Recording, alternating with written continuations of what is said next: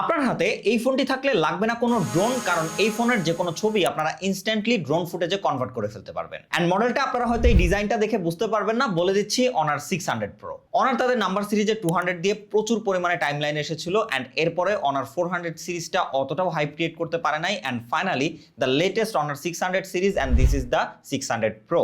So এইটা কিন্তু এবার দেখতে পাচ্ছি প্রচুর হাইপে যাচ্ছে, অ্যান্ড আজকে 7 তারিখ বাংলাদেশে অফিসিয়ালি লঞ্চ হয়ে যাচ্ছে। অফিসিয়াল প্রাইস সেগমেন্টের কথা বলে সেখানে আপনারা 600 লাইট পেয়ে যাচ্ছেন 44,999 টাকা, 600 বেস ভেরিয়েন্ট পেয়ে যাচ্ছেন 64,999 টাকা, এবং 600 প্রো আপনারা পেয়ে যাচ্ছেন 99,999 টাকা, মানে 1 টাকা কম রয়েছে 1 লাখের থেকে। New design, lots of AI features and different camera module, এগুলো দিয়ে 600 প্রো অ্যাকচুয়ালি আপনাদের জন্য কেমন হবে শর্ট টাইমের মধ্যে ব্যবহার করে আজকের ভিডিওতে সেটাই আপনাদেরকে জানাবো। শুরুতেই ফোনটার দিকে তাকালে ডিজাইন নিয়ে কথা বলতেই হয়, না বললে আসলে বুকে খুব কষ্ট লাগবে। সেক্ষেত্রে ডিজাইনের কথায় আসলে এটা দেখতে হুবহু কার মতো আপনারা হয়তো বুঝতেই পারছেন, তবে হ্যাঁ ক্যামেরার দিকে সামান্য কিছুটা পরিবর্তন করা হয়েছে, যার জন্য হয়তো ভালো মতো লক্ষ্য করলে আপনারা বুঝতে পারবেন যে না এটা ওইটা না, এটা এইটা। সাইডে অ্যালুমিনিয়াম ফ্রেমের পাশাপাশি গ্লাস ব্যাক ব্যবহার করা হয়েছে এবং সাইডের রাউন্ডেডটা একটু কার্ভ করা হয়েছে, যার জন্য এটা ধরে খুব একটা হার্শ ফিল হয় না, যথেষ্ট সফট এবং হ্যান্ডি ফিল হয়। পোর্টস অ্যান্ড বাটন সবকিছু ঠিকঠাক জায়গাতেই রয়েছে, তবে হ্যাঁ এবার কিন্তু তারা প্রোটেকশনের দিক থেকে বেশ খানিকটা ইমপ্রুভমেন্ট এনেছে তাদের প্রিভিয়াস জেনারেশন থেকে। যেমন এখানে কিন্তু আপনারা IP68 এবং IP69K এর ওয়াটার এবং ডাস্ট সার্টিফিকেশন পাচ্ছেন। ফোনটা দূর থেকে দেখার পরে কনফিউশন হলো, তারপরে আপনারা হাতে নিয়ে ফোনটা দেখলেন যে না এটা অনারের ফোন। এরপরে ফোনটার পাওয়ার বাটনে চাপ দিলেই সর্বপ্রথম যেটা চোখে পড়বে তা হচ্ছে এর জোস কোয়ালিটি ডিসপ্লে। এখানে ব্যবহার করা হয়েছে একটা 6.57 ইঞ্চির অ্যামোলেড ডিসপ্লে, যা 1 বিলিয়ন কালার সাপোর্টেড, 120 হার্জের রিফ্রেশ রেট রয়েছে এবং 3840 হার্জের PWM ডিমিং সাপোর্ট রয়েছে। তাছাড়া HDR ভিভিড এবং 8000 নিটস পর্যন্ত পিক ব্রাইটনেসের সাপোর্ট রয়েছে। এবং বেজেলের কথা সেটা আসলে না বললেই ভালো, কারণ এখানে আসলেই মনে হয় যে বেজেল নাই। 91.2% হচ্ছে স্ক্রিন টু বডি রেশিও এবং চারিদিকে একদম সিমেট্রিক্যাল বেজেল ব্যবহার করা হয়েছে, যার জন্য খুবই জোস একটা ডিসপ্লে এক্সপিরিয়েন্স এটা থেকে পাওয়া যায়। এবং ইনডোরে ব্যবহার করেন অথবা আউটডোরে যে কোনো জায়গাতেই একদম ইজিলি ভিজিবল এই display content. Out of the box আপনারা অ্যান্ড্রয়েড 16 পেয়ে যাচ্ছেন, তাছাড়া 6 বছরের মেজর ওএস আপডেট থাকছে।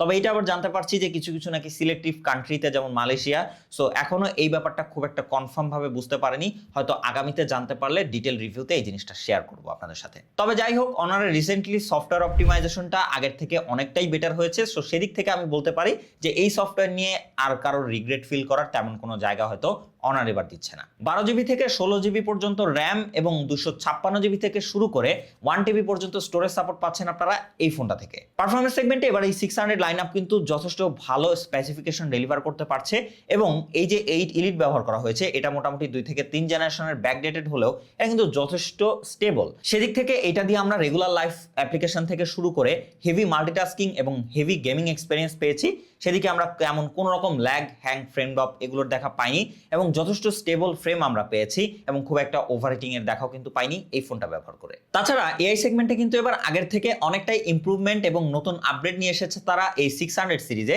যেমন এই এআই বাটনটাতে প্রেস করে ধরে রাখলে আপনারা সার্কেল টু সার্চের অপশন পাবেন, এছাড়া এআই মেমোরিজ পাবেন। তবে আপনারা যদি কোনো একটা ছবিতে থাকেন এবং তারপরে এই বাটনটাতে প্রেস করে ধরে রাখেন, তাহলে কিন্তু সার্কেল টু সার্চের পাশাপাশি আপনারা ইমেজ টু ভিডিওতে কনভার্ট করার অপশন ডিরেক্টলি পেয়ে যাবেন, এবং এখানে প্রেস করলে আপনারা ওই অপশনটাতে চলে যাবেন এবং সেখান থেকে আপনারা চুজ করতে পারবেন এটা কি আপনারা ভার্টিক্যালি নিতে চান নাকি হরাইজন্টাল নিতে চান। তবে ডিউরেশন কিন্তু 5 মিনিটেই লক। সো এখানে আপনারা প্রম্পট দিয়ে যে কোনো ছবিকে কিন্তু ইমেজে কনভার্ট করে ফেলতে পারবেন। তাছাড়া আপনারা গ্যালারি থেকে ক্রিয়েটে গেলে এখানে দেখতে পারবেন ইমেজ টু ভিডিওতে কনভার্ট করার অপশন রয়েছে, কাট রয়েছে। এছাড়াও এখানে আপনারা কোলাজ করতে পারবেন, মুভি, ফটো, ইরেজার করতে পারবেন, ইনস্ট্যান্ট মুভি ক্রিয়েট করতে পারবেন বা ক্রিয়েট ভিডিও করতে পারবেন। এছাড়াও কিন্তু এখানে বেশ কিছু আপনারা টেমপ্লেট পেয়ে যাবেন, যেগুলো ব্যবহার করে আপনারা ডিফারেন্ট ভাবে আপনাদের ইমেজ টু ভিডিওতে কনভার্ট করে আপনারা খুবই সুন্দর একটা স্টোরি ক্রিয়েট করতে পারেন। ফাইনালি এর ক্যামেরা সেগমেন্টে আসলে রেয়ারে রয়েছে ট্রিপল ক্যামেরা সেটআপ, যার মেইন সেন্সরটা 200 মেগাপিক্সেলের, যেখানে ওআইএস এর সাপোর্ট রয়েছে একটা 50 মেগাপিক্সেলের টেলিফটো লেন্স, যেখানে 3.5x অপটিক্যাল জুম এবং 120mm পর্যন্ত ডিজিটাল জুমের সাপোর্ট রয়েছে। এছাড়া রয়েছে একটা 12 মেগাপিক্সেলের আলট্রা ওয়াইড সেন্সর। সেদিক থেকে আমরা মেন সেন্সরের ডে লাইটে খুবই ভালো ডিটেল এবং এক্সপোজার ব্যালেন্স দেখতে পেয়েছি। তাছাড়া ডাইনামিক রেঞ্জও খুবই ভালো মতোই হ্যান্ডেল করতে পারে এবং শ্যাডো এরিয়াগুলোতেও কিন্তু আমরা খুব বেশি নয়েজ গ্রেনের দেখা পাইনি, কারণ ছবি তোলার পর এটা কিছুটা টাইম নেয় এবং টাইম নেওয়ার পর খুব ভালো মতো প্রসেস করে ছবিটাকে যখন আউটপুট দেয় তখন কিন্তু যথেষ্ট ভালো ডিটেল দেখা যায় শ্যাডো বা ডার্ক এরিয়াগুলোতেও। তাছাড়া 12 মেগাপিক্সেলের আলট্রা ওয়াইড লেন্স এবং 3.5x টেলিফটো লেন্স দুটাতেই কিন্তু আমরা যথেষ্ট ভালো কোয়ালিটির ডিটেল দেখতে পেয়েছি এবং কালারের কথা বলে সেখানে কিন্তু অলমোস্ট প্রত্যেকটা লেন্সই সিমিলার কালার প্রোফাইল ধরে রাখতে পারে, খুব একটা কালার শিফটিং কিন্তু আমরা দেখতে পাই নাই লেন্স হিসেবে চেঞ্জ করলে। তাছাড়া পোর্ট্রেট সেগমেন্টে কিন্তু আপনারা টোটাল 5টা ডিফারেন্ট ফোকাল লেন্থে পোর্ট্রেট নিতে পারবেন, 1x, 1.5, 2x, 3.5 এবং 7। প্রত্যেকটা ফোকাল লেন্থেই আপনারা যথেষ্ট ভালো কোয়ালিটির পোর্ট্রেট দেখতে পাবেন এবং এইবার তারা খুবই ভালো ইমপ্রুভমেন্ট করেছে পোর্ট্রেটে। আপনারা যদি একটু ছবিগুলো জুম করে দেখেন দেখতে পারবেন যে এজ ডিটেকশন কতটা ভালো তারা রাখতে পারে। মানে আপনারা এই বিড়ালের ছবিটা দেখলে বুঝতে পারবেন যে এক একটা পশমও কিন্তু সে আসলে ভালো মতোই ফাইন করতে পেরেছে এবং খুব ভালো মতোই ব্যাকগ্রাউন্ডটাকে ব্লার করতে পেরেছে এবং কালার এবং সেখানে কিন্তু আমরা যথেষ্ট ভালো ডিটেলও দেখতে পেয়েছি। তবে হ্যাঁ, হিউম্যান ফেসে কিছুটা স্মুথনেস রয়েছে, সেটা মোটামুটি অনারের প্রত্যেকটা ফোনে আমরা দেখতে পারি। তাছাড়া 50 মেগাপিক্সেলের ফ্রন্ট ক্যামেরা দিয়েও কিন্তু আপনারা যথেষ্ট ভালো কোয়ালিটির সেলফি তুলতে পারবেন, যেখানে ভালো ডিটেল এবং ভালো এক্সপোজার আমরা পেয়েছি। তবে এবার আগের মতো খুব একটা ফেসকে বিউটি করে দেওয়া বা স্মুথ করে দেওয়া এই প্রবণতাটা দেখিনি। ভিডিও সেগমেন্টে রিয়ার ক্যামেরা দিয়ে আপনারা 4K 60 FPS এ ভিডিও করতে পারবেন সর্বোচ্চ, এবং ফ্রন্ট ক্যামেরা দিয়ে 4K 30 FPS এ ভিডিও করতে পারবেন।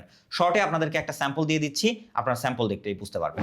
অ্যান্ড আপনারা যদি এটা রিয়ার ক্যামেরায় 4K 30 FPS এ ভিডিও করেন তাহলে কিন্তু আপনারা ইন ভিডিওতে লেন্স সুইচ করতে পারবেন। যেমন এখন রয়েছে 0.6 মানে আলট্রা ওয়াইড, দেন হচ্ছে 1x আপনারা কোয়ালিটি দেখতেই পাচ্ছেন, অ্যান্ড 3.5x এইটা হচ্ছে টেলিফটো লেন্সের কোয়ালিটি, আমার কাছে কিন্তু যথেষ্ট ভালো লেগেছে।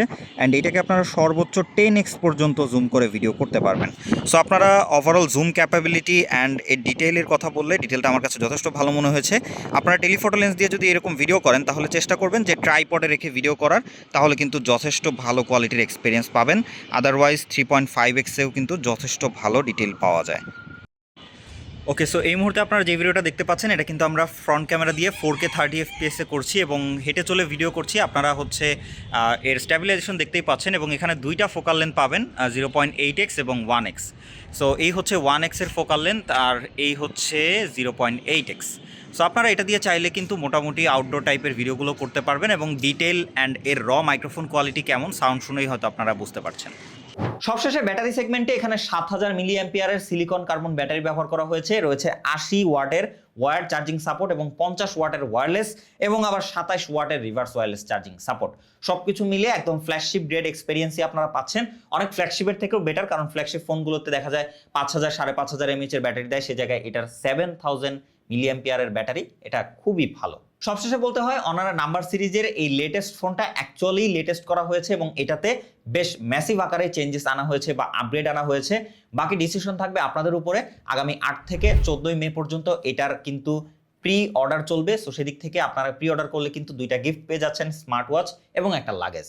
সো আপনার ডিসিশন যদি এটা পারচেজের হয়ে থাকে ডেফিনেটলি প্রি অর্ডার করে ফেলুন এবং আপনার গিফট এবং স্মার্টফোনটা কিছুদিনের মধ্যেই হাতে পেয়ে যাবেন। ধন্যবাদ।